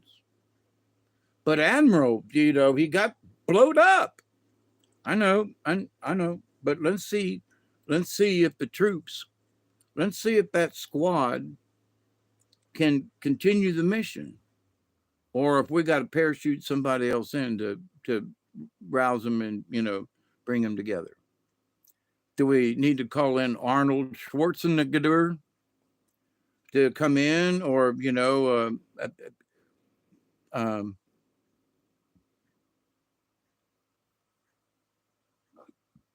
well, no, we don't have to call in Arnold because it looks like these guys are going to complete the mission. Cheers. So that's the way I feel. The silent 72 plus plus. Ladies and gentlemen, hobos and tramps, cross-eyed mosquitoes, and bow-legged ants. Tonight, I wish to tell you that I'm still with my core values. I'm still, I hope, working for the cause. Like I said, I don't have any direct contact. All I know is what's in my heart and what my spirit guides tell me. Do you still believe? I'll help you if you need it, but do you still believe? I can't make you believe. Nobody can make you believe anything. They can beat you up and talk, but if you know if they're trying to tell you that the sun ain't shining, but you got a blisters on your face from the sun, then you can lie, but in your heart, that sun is shining. Don't care what that guy beating me says. I know in my heart that the sun's shining. Core value. I can see with my own two eyes and make up my own decision. Do you see the chaos these days as being extremely bad? Or do you see the chaos of things as an extremely interesting time that you could take, not in a bad way, but that you could take advantage of the situation and help other people, and for you to still maintain within your core values? Wow, this is a great opportunity to help other people because they don't know how to do umpty scrunch. And I know how to do umpty scrunch, so I'm gonna help people out. Then after a while, people are giving you money and they're doing, well, I don't know, well, I don't accept gifts. Well, take it anyway, and they leave it in your front yard. And now you got a 747 that, the people from Qatar have given you. And what am I going to do with this brand new airplane? Or, newer airplane. So take it, you dumb fools. So, but anyway, so has anybody's core values changed? RFK still wants to make people healthy. Tulsi Gabbard and them, they still want to work to make sure that, our armed forces and everybody is good. And, there's other people who are working, in the cabinet to make sure that, immigration and other people who are working on that. So is it Trump? Is it only Trump? The answer is no, because he selected people who, as they sat down and talked about it, decided they could work together, decided they could work together for a common goal. The common goal is to make life better for people. Common goal is to, so these core values of people from the United States, this MAGA group, We all have a core value of how we want to see America great again. That's the core value. Is it bad? Do we want to kill people in the process? Do we want to, Gavin Newsom in California, his suggestion is tear down all the homeless camps. Tear them all down. Regardless, in the state of California, you must tear your homeless camps down. Now they're going into the homeless camps. These are homeless people. And they tear up their tents, what little bit of belongings they have, they tear up, throw around, kick it around, and then put it in a big pile and take it to the landfill. Now, these homeless people that didn't have much to begin with, the reason they're homeless and living in a tent. So, and they living in a tent where it's convenient with other people who are homeless, living in tents. That's the tent cities. So now they tear them all down. Put these people back on the street with zero. When all they had was 1 out of 1,000. Now they have 0 out of 1,000. So what are these homeless people going to do? They're going to revolt. They're going to go around killing people. They're going to go around stabbing the cops that tore up my tent. I saw some of these folks in St. Petersburg about 2 years ago. And I was like, the homeless people are going, let me take the tent down. This person was in the middle of folding up an umbrella tent. And they threw her out of the way and tore the tent down and ripped it. And she was furious. She was like, I'll take it down. I'm taking it down. I'm taking it down right now. And they tore it up and said, no. No, it was her tent. They destroyed private property in the name of getting rid of homelessness. So now Gavin Newsom, the governor of California, is telling the police to go out and destroy what little these homeless people have. That's progress. Be careful, Gavin Newsom, because his core values ain't the same as mine and yours. We could have done and said, you know what? We got this vacant lot down here, and I have contracted with the Army and the Marines for any old, or any Air Force. They had beautiful tents back in the day. One of those tents like in MASH could, 6, 8, 10 people easily could sleep in there comfortably. We're going to give you cots, and here's a tent. And this is the ladies over here, just like watching MASH. So we're going to put up a tent city where we want the tent city to go. And we are going to give you all the opportunity, live in a tent. We don't care. We're not going to charge anything, but you must keep up appearances. You must clean up, we're going to put garbage cans out for y'all so you don't have to just throw trash. So, but, did they give these people an alternative? No. The alternative is if they don't listen to it on TV or the radio and they're living in a homeless camp, if they don't move before they get tore down, they're going to lose everything. And everything ain't much. So we need to give people an alternative to what the current situation is. Do you believe in the overall plan? Yes, I do. But do I believe in some of these supervisors who are trying to tell us which way to go? Oh, hell no. So we, the populace, need to stand up and say, hey, sorry, my core values, the core values of these people standing out here are all the same, but yours is different. Sorry, but we very kindly overrule you. No, we don't have a place to stay. Tent's the easiest way. So we're going to move our tent city to where you tell us. But to just tear them down and give us no alternative, no place to go, then they're going to start squatting in places. They're going to start, doing even more crime. They're going to start doing, what the hell is wrong with people? Because I believe they've lost their core values. My spirit guides are saying, remind everybody, keep your core value. Don't give up. Don't give in. Have faith. Keep working on it, regardless of whether or not we have lost our dear friend Dante, whether or not our lieutenant has been blown to bits from the story that I told, whether or not, who's the new general, who's the new platoon leader, who's going to lead us now. But hang on. Do you still have a mission? Well, yeah, we're going to go down this trail and help them people in the village. Then do it. What about you guys? Well, I'm a helicopter pilot and we're flying in supplies to these bombed out places because they don't have anything. Are you going to quit doing what you're doing? Well, no. So what's going to change? Well, I guess I'm going to have to make up my mind which village gets stuff first. Good.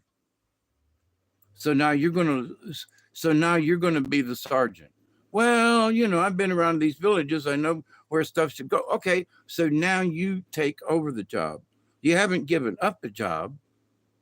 The job hasn't really changed. It's still, the mission is to achieve this. That's our cause. Can you still see it? Yep. Can you still see helping humanity? Yep.